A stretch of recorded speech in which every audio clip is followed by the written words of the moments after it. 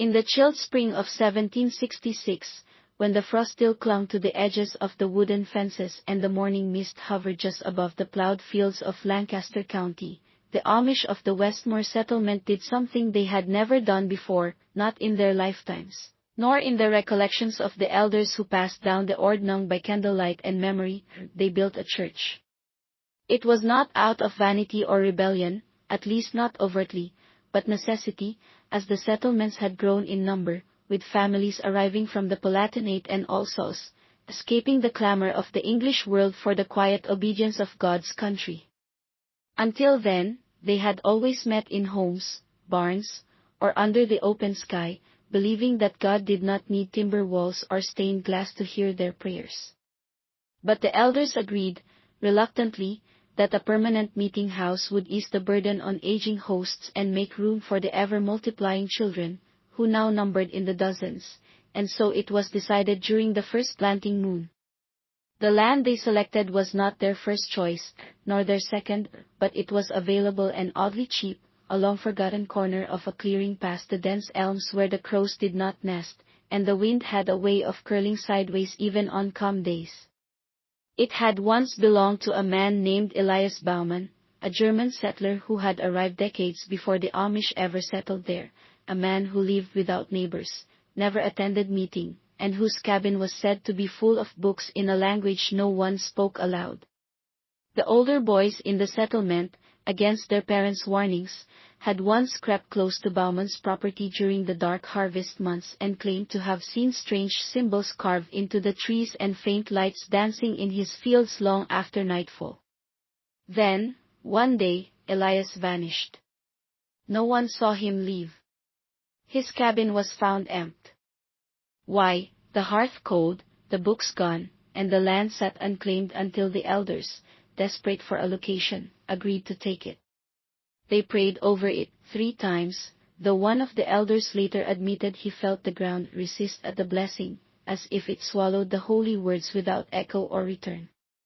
Construction began in May, with timber felled from the surrounding forest, dragged by hand and mule, raised by calloused palms under solemn songs. The church rose quickly, a modest rectangular structure with narrow windows and a bell tower that overlooked the fog-drenched fields, its single brass bell gifted by a visiting Mennonite cousin from the city.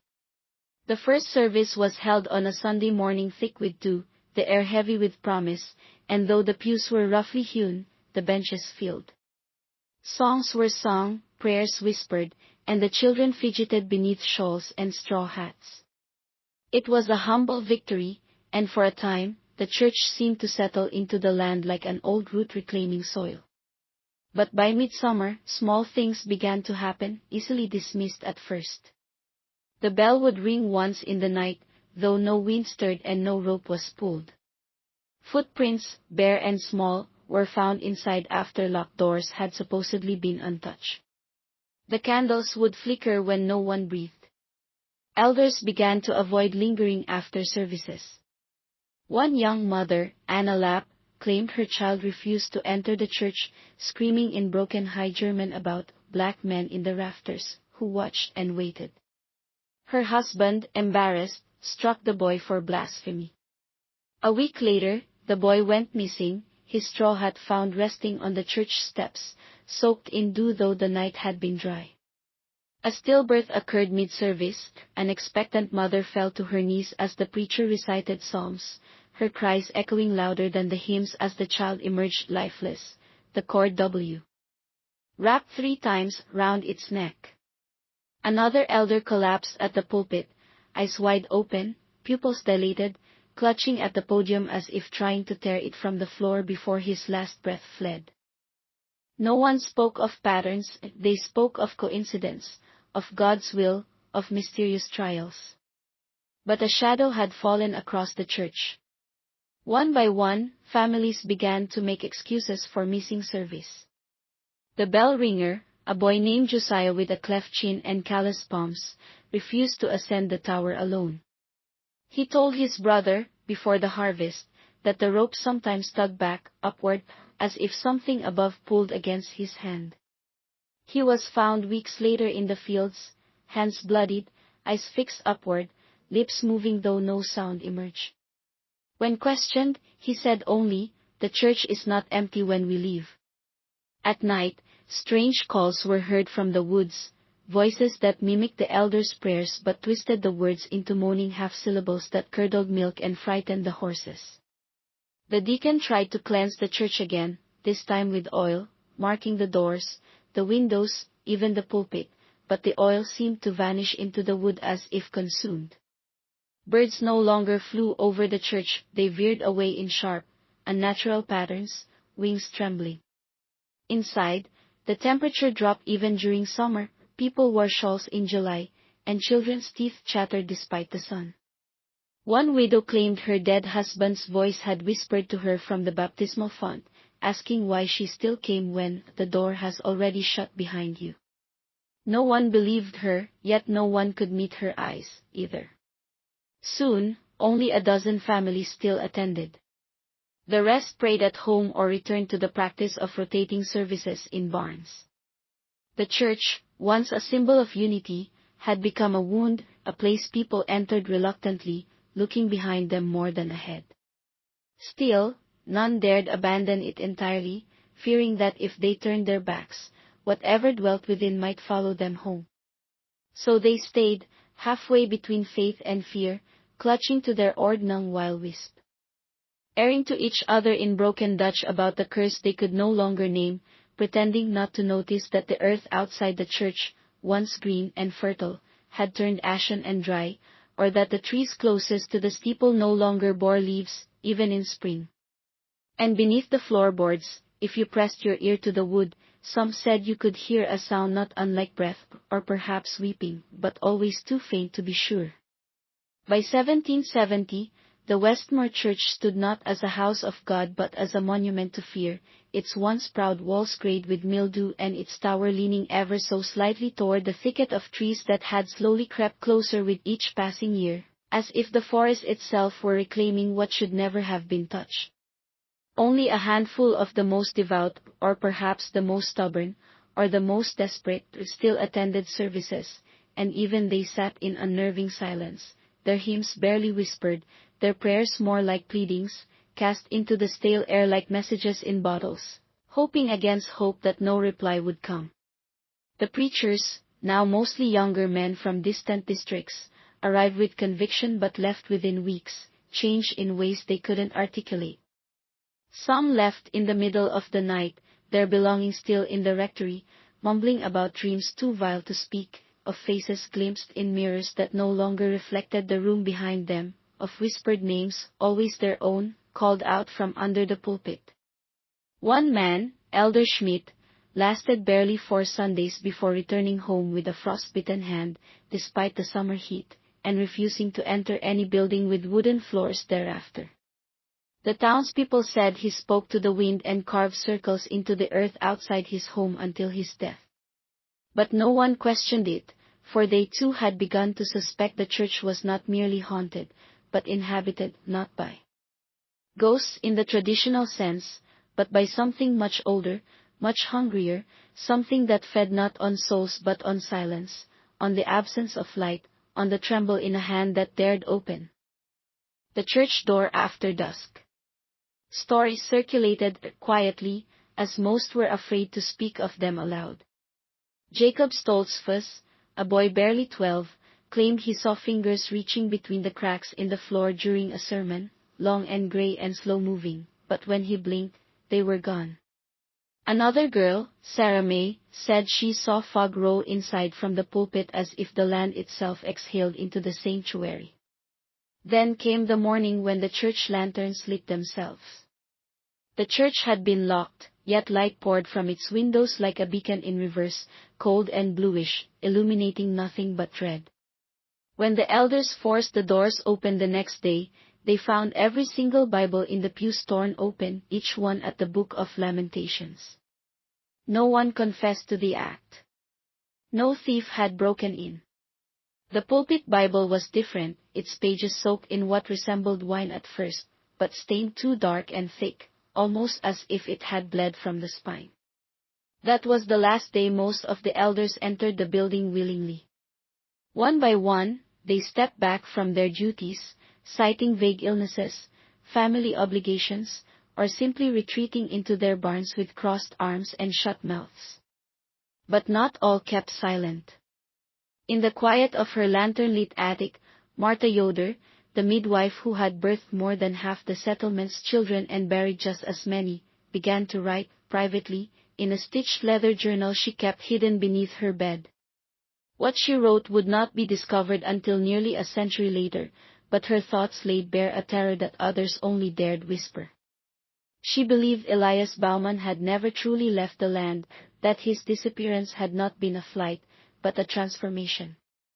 She detailed the lore passed down from her grandmother, who had spoken of Dunkel Manor, dark men, who once roamed the forests of Europe, nameless priests who served gods that demanded islands and secrets.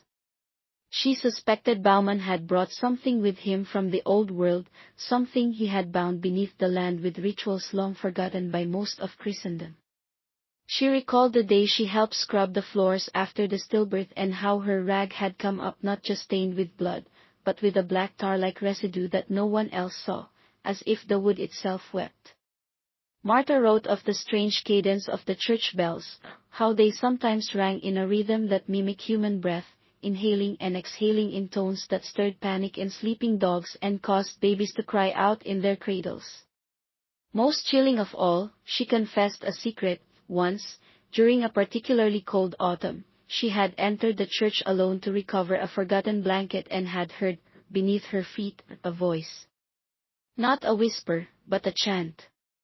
Low, guttural, as if many voices spoke as one. It spoke no language she knew, but she felt its meaning in her bones. She did not scream, did not run, but knelt and listened until the voices stopped. From that day forward, she believed that what dwelt beneath the floorboards was not dead, it was waiting. It was listening. She tried to convince the others, but most turned away, muttering prayers, pretending not to hear her. A few believed, but only in the way one believes the sky might fall someday, distant and unlikely. Yet even those few began to behave strangely. One man who read Martha's writings, a carpenter named Levi, began sleeping outside with salt circles around his tent. He told his wife the church had no shadow at sunrise, only an outline burned into the grass. Another woman, Elise, insisted she saw eyes between the planks when she swept the sanctuary floor, not once but every morning she entered. She left the settlement soon after, carrying only a prayer shawl and her youngest son, who had stopped speaking altogether. The child. Wren were the most sensitive, it seemed. One girl drew pictures of the church with no roof and black trees growing from the floor. A boy claimed he had a second voice in his chest that sometimes whispered to him in dreams. A third was found sleepwalking in the church, his hands pressed against the pulpit, his eyes wide and unblinking.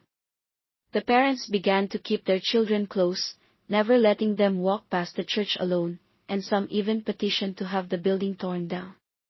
But the bishop refused. To destroy a house of worship, even one so tainted, was seen as a sin greater than fear. So the church remained, weathered and patient, absorbing more silence, more dread. The fields around it lost their color. No crops grew within a stone's throw of its foundation. Birds built no nests in its eaves. Moss clung to the door like fingers.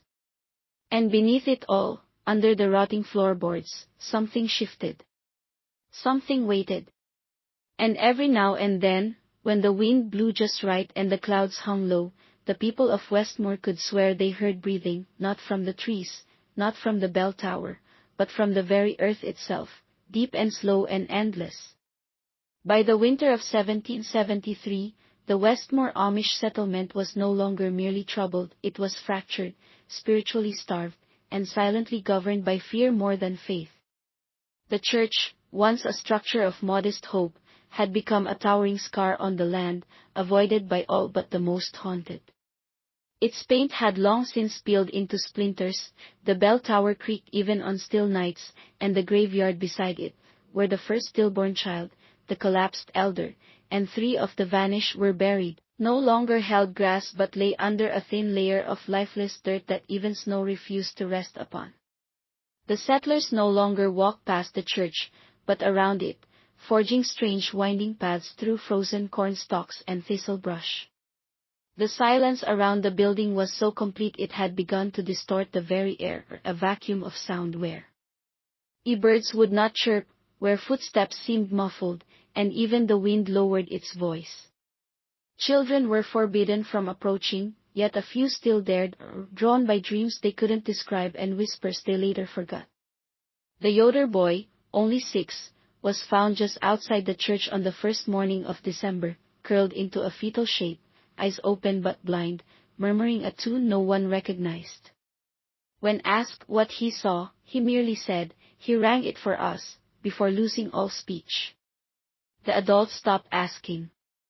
Martha Yoder's journal, still hidden beneath the floorboard in her attic, now describes sleepwalking episodes among the women, each of them waking up with straw in their hair, soil on their toes, and strange markings on their forearms, half circles, inverted crosses, and in one case, a full eye etched into the skin by what looked like ash. She had written that the thing beneath the church was no longer merely listening, it was stirring, responding, testing the walls between what had been buried and what lived above. And then, on the eve of the winter solstice, during the blackest blizzard the county had ever seen, the bell rang. Not just once or twice, but 12 distinct times, backwards, with the final toll coming first and the first toll last, as though time itself had bent inward. No one saw the bell move, no one pulled the rope. Yet everyone heard it. From the eastern barns near the hillside to the westernmost cabins by the stream, every settler paused mid-breath.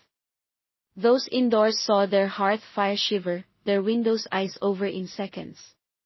Outside, the snow curled in on itself, sculpting eerie spiral patterns in the fields, ancient symbols the elders refused to acknowledge, claiming ignorance while gripping their Bibles so tightly the pages tore. Those brave enough to step outside claimed the sky had gone a colorless gray, like absence itself, and the wind had begun to whisper their names, drawing them toward the church with chilling familiarity, like an invitation written in bone. That night, 6 families disappeared. Gone. Entire lineages erased. Doors were left ajar, candles burned out at mid-length, meals still hot. No tracks marked the snow, no screams were heard, no signs of violence, just a sudden, unsettling void. The next morning, a collective fear gripped the settlement.